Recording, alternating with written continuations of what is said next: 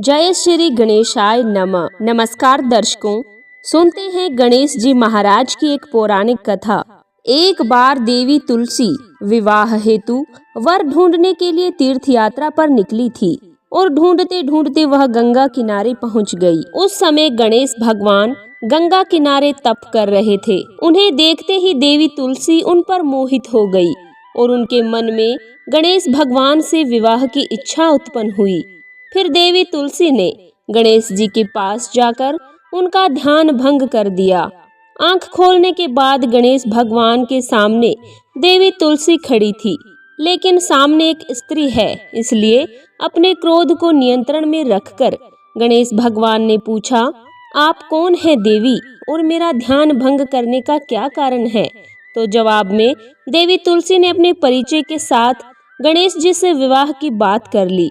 उत्तर में गणेश जी भगवान बोले, देवी मैं ब्रह्मचारी हूँ, इस वजह से मैं विवाह नहीं कर सकता।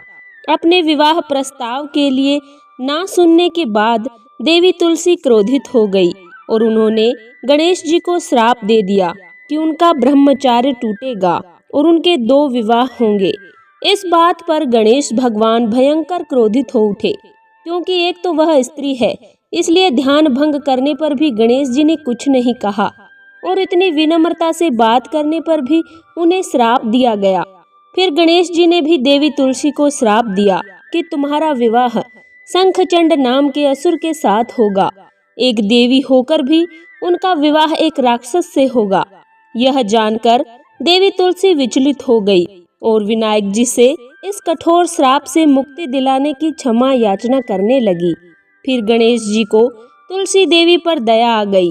वे बोले कि मेरा श्राप तो बदल नहीं सकता, वह तो सच होकर ही रहेगा, लेकिन अगले जन्म में तुम एक पेड़ बनोगी और भगवान महाविष्णु जी को अत्यंत प्रिय होंगी। उनकी पूजा में तुम्हारा एक महत्वपूर्ण स्थान होगा और कलयुग के इंसानों को तुम मोक्ष का मार्ग दिखाओगी। लेकिन तुमने मेरा तप भंग किया है और मुझे ब्रह्मचारी होकर भी 2 विवाह का श्राप भी दिया है, इसलिए मेरी किसी भी प्रकार की पूजा में तुम निषिद्ध रहोगी। इस प्रकार देवी तुलसी भगवान की पूजा में निषिद्ध हो गई। प्रेम से बोलिए गणेश भगवान की जय। आइए अब सुनते हैं गणेश जी के विवाह की कथा। भगवान गणेश का मुख हाथी का है और एक दांत भी टूटा हुआ है। इन्हीं 2 कारणों की वजह से उनका विवाह नहीं हो पा रहा था। इस बात से गणेश जी महाराज अक्सर नाराज रहा करते थे। एक दिन देवता के आग्रह पर विनायक जी उसके विवाह में अपनी उपस्थिति दर्शाने गए। विवाह स्थल पर पहुंचने के बाद कुछ देवताओं ने मिलकर गणेश भगवान का समय विवाह न होने के कारण उनका उपहास किया, जिससे गणेश जी बहुत ही अधिक नाराज हो गए। उसी दिन उन्होंने ठान लिया कि जब तक मेरा विवाह नहीं होता तब तक मैं किसी भी देवता का विवाह नहीं होने दूंगा। गणेश भगवान के पास विवाह और अन्य संदेश लाने का काम उनके प्रिय वाहन मूषक राज करते थे। अब मूषक राज जब भी किसी देवता के विवाह का समाचार लाते, तब गणेश जी उसे आदेश देते और मूषक राज सेना के साथ जाकर उस विवाह के मंडप को गिराकर तहस नहस कर देते और बारातियों को भी भगा देते। इस तरह गणेश जी और मूषक राज की मिली भगत की वजह से किसी भी देवता का विवाह नहीं हो पा रहा था। गणपति जी के व्यवहार से तंग आकर सभी देवी देवता भगवान शिव और माता पार्वती के पास पहुंच गए। इस विराट समस्या का समाधान मांगने लगे। भगवान शिव और माता पार्वती ने कहा कि इसका हल तो केवल आपको ब्रह्मदेव जी के पास ही मिल सकता है। कृपा करके ब्रह्मलोक को जाएं। तब वे माता पार्वती और महादेव जी को प्रणाम करके सभी देवी देवता ब्रह्मा जी के पास प्रकट हुए। देवताओं की समस्या को ठीक से सुनने के बाद ब्रह्मा जी ने अपनी योग शक्ति से 2 कन्याओं का निर्माण किया। कन्याओं का नाम था रिद्धि और सिद्धि।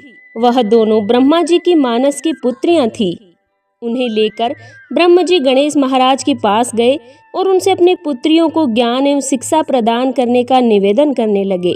ब्रह्मा जी का मान रखने के लिए एक दंत भगवान ने रिद्धि और सिद्धि को शिक्षा देना आरंभ किया। उस दिन के बाद जब भी मूषक राज किसी विवाह की खबर लेकर आते, तो उस वक्त रिद्धि और सिद्धि गणेश जी को अपनी बातों में उलझा कर रखती थी। इस तरह गणेश जी का ध्यान किसी और विषय पर रहता और दूसरी तरफ देवताओं का विवाह संपन्न हो जाता। एक दिन बुद्धि के देवता भगवान गणेश जी को ये बात समझ आ गई, लेकिन उनके क्रोध में आने से पहले ही ब्रह्मदेव अपनी दोनों पुत्रियों के साथ वहां प्रकट हो गए। रिद्धि और सिद्धि को सामने देखते ही गणेश जी का क्रोध बढ़ने लगा, किंतु विनायक जी के मुख से कोई भी शब्द निकलने से पहले भगवान ब्रह्मदेव ने कहा, हे गणेश जी, आपने स्वयं ही मेरी पुत्रियों को शिक्षा दी है। अब मुझे इन दोनों के विवाह के योग्य वर नहीं मिल रहा है। मेरी आपसे विनती है कि आप ही रिद्धि और सिद्धि से विवाह करके मुझे धन्य करें। परमपिता ब्रह्मदेव जी की शांत वाणी को सुनकर गणेश जी का क्रोध शांत हो गया और वे उस प्रस्ताव के लिए राजी हो गए। विवाह के बाद अपनी दोनों पत्नियों से उन्हें 2 पुत्र प्राप्त हुए, जिनका नाम रखा गया शुभ और लाभ। तो प्रेम से बोलिए भगवान गणेश जी की जय हो। आइए अब सुनते हैं गणेश जी की पूजा पाठ में सुनी जाने वाली एक पौराणिक कथा। एक गांव में एक सेठ और एक सेठानी रहते थे। वे बहुत ही धार्मिक प्रवृत्ति के थे। वे गणेश जी के अनन्य भक्त थे। दोनों बिना थके हारे बुधवार को गणेश जी का व्रत रखते थे और शाम को ब्राह्मणों को भोजन कराने के बाद अपना व्रत खोलते थे। सेठ जी का काफी बड़ा परिवार था। वे आपस में बड़े प्यार और भाईचारे से रहते थे, लेकिन सेठानी और सेठ की कोई संतान नहीं थी। इस विषय पर परिवार और गांव के लोग आपस में बहुत बातें किया करते थे। सभी लोग सेठानी को बांझ बुलाते थे। ये सभी बातें सुनकर सेठ और सेठानी बहुत दुखी होते थे। एक दिन बुधवार के दिन सेठ और सेठानी भगवान गणेश जी की पूजा संपन्न करके मंदिर से बाहर आ रहे थे। तभी उन्हें सीढ़ियों पर एक छोटा सा बच्चा अकेले बैठा दिखाई दिया। उन्होंने पूछा कि तुम्हारे माता पिता कहाँ हैं? लेकिन बच्चे ने अभी तक ठीक से बोलना भी नहीं सीखा था, इसलिए वह बोल ही नहीं पाया। पर सेठ और सेठानी बच्चे के पास शाम तक बैठे रहे। तब तक पंडित जी और सेठ जी उनके नौकरों ने आसपास जाकर बच्चे के माता पिता को खोजने की कोशिश की, लेकिन उन्हें बच्चे के माता पिता या बच्चे खोने की कोई खबर नहीं मिली। फिर पंडित जी ने सेठ और सेठानी को वह बच्चा अपने घर ले जाने के लिए दे दिया और कहा कि अगर बच्चे के माता पिता यहाँ पर आते हैं तो मैं स्वयं उन्हें आपके पास ले आऊंगा। तब सेठ और सेठानी की खुशी का ठिकाना नहीं रहा। वे दोनों खुशी खुशी उस नन्हे बालक को अपने साथ घर ले गए। सेठानी ने बच्चे का नाम अपने आराध्य भगवान श्री गणेश के नाम पर गणेश रख दिया और बड़े ही प्यार और दुलार से उनका पालन पोषण करने लगे।